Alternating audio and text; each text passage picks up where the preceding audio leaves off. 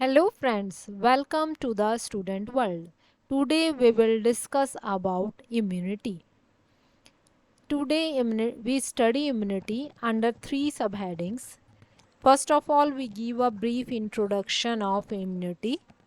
Then we define what is immunity, and then two ra- two parts of immunity, innate and adaptive immunity. अब सबसे पहले हम आते हैं ब्रीफ इंट्रोडक्शन इम्यूनिटी के।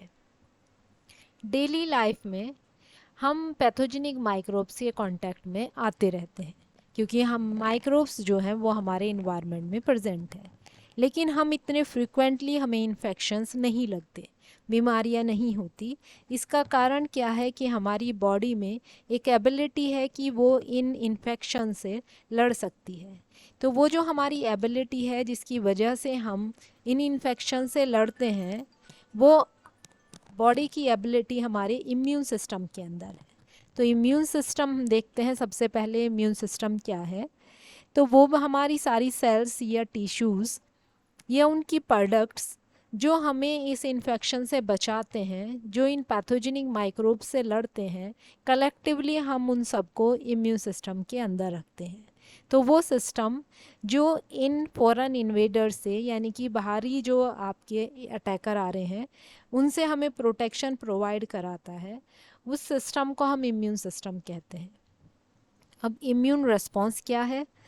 ये इम्यून सिस्टम हमारा किस तरह से उन फॉरेन इन्वेडर्स को पहचानता है और किस वे में लड़ता है, उस एक्शन को हम इम्यून रिस्पॉन्स कहते हैं।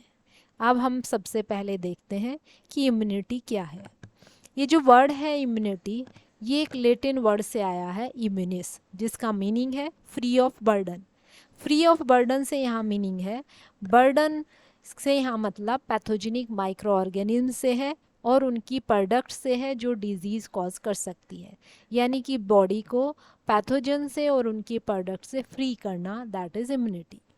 अगर हम डिफ़ाइन करें कि इम्यूनिटी क्या है, तो ये हमारी बॉडी की एक जनरल एबिलिटी है जिसकी हेल्प से हम pathogenic infection causing micro organism से, जिसकी हेल्प से हम इन्फेक्शन से लड़ते हैं जिससे कि डिज़ीज़ हमें ना हो सके।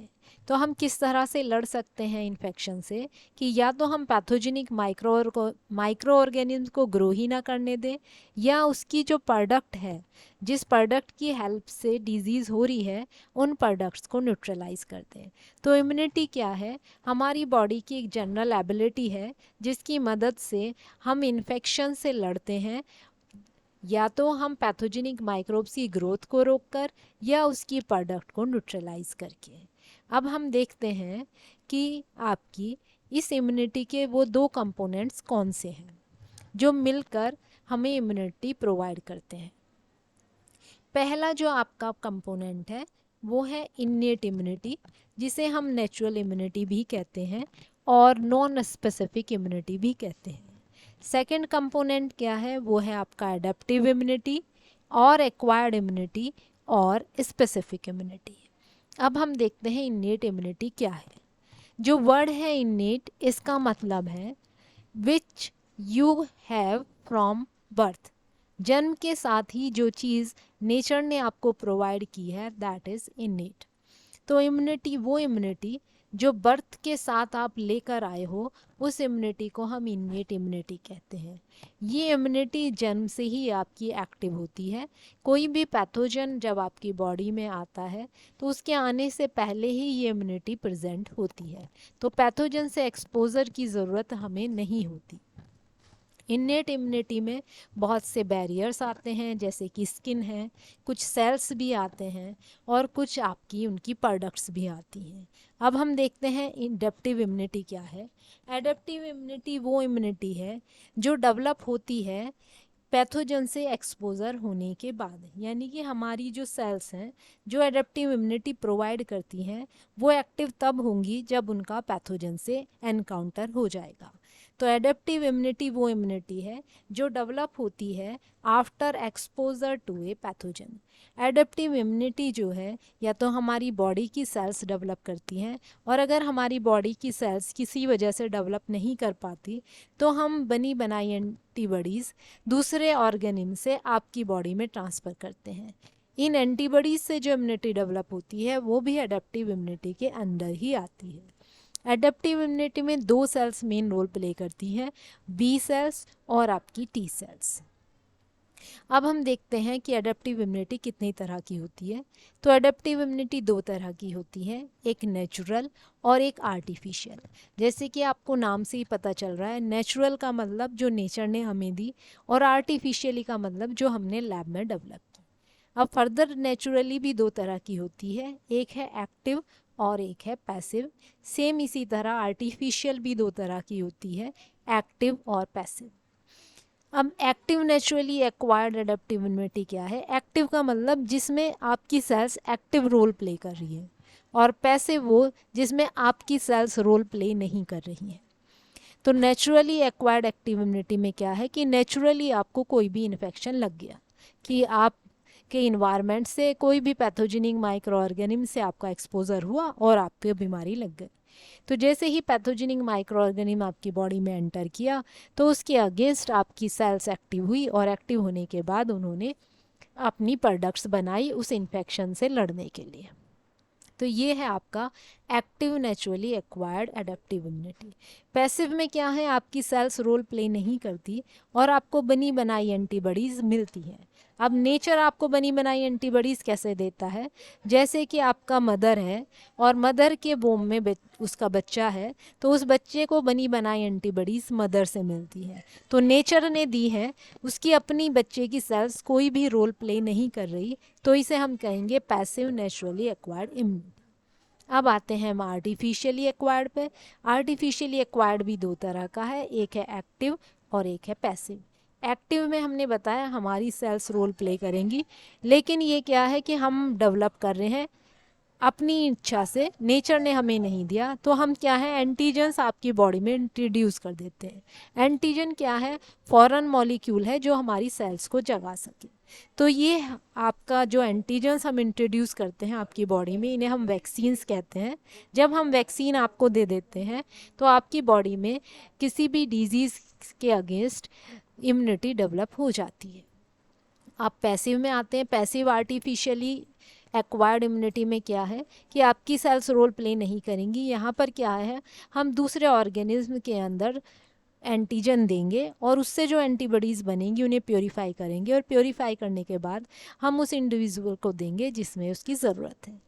अब हम पैसिव इम्यूनिटी किन केसेस में देते हैं? उन केसेस में जिसमें या तो इंडिविजुअल की अपनी सेल्स किसी वजह से काम नहीं कर पा रही, कोई भी डिजीज़ है, डेफिशिएंसी, या इतना टाइम हमारे पास नहीं है कि हम उसे एंटीजन दें और उसकी सेल्स एक्टिव हों और उसके बाद लड़ें। जैसे कि आपको किसी स्नेक ने काट लिया तो आपकी सेल्स एक्टिव होंगी इतना टाइम, और उसके बाद उसके विनोम, उसके जहर से लड़ें, इतना टाइम आपको नहीं मिलता। इसलिए हम क्या करते हैं कि हम स्नेक विनोम हॉर्स में या उसमें इंजेक्ट करा के उसके अगेंस्ट जो एंटीबॉडीज़ बनती हैं उन्हें प्रिपेयर करके रख लेते हैं, जिसे हम एंटी सीरम कहते हैं। किसी को स्नेक ने काटा तो हम एंटी सीरम एकदम से इंजेक्ट कर देंगे। इंजेक्ट करते ही वो एंटी सीरम क्या है, उस स्नेक के विनोम से बाइंड करके उसे न्यूट्रलाइज कर देगा, यानी कि उसका इफेक्ट होने ही नहीं देगा। इस तरह से वो पैसिव इम्यूनिटी प्रोवाइड कराएगा।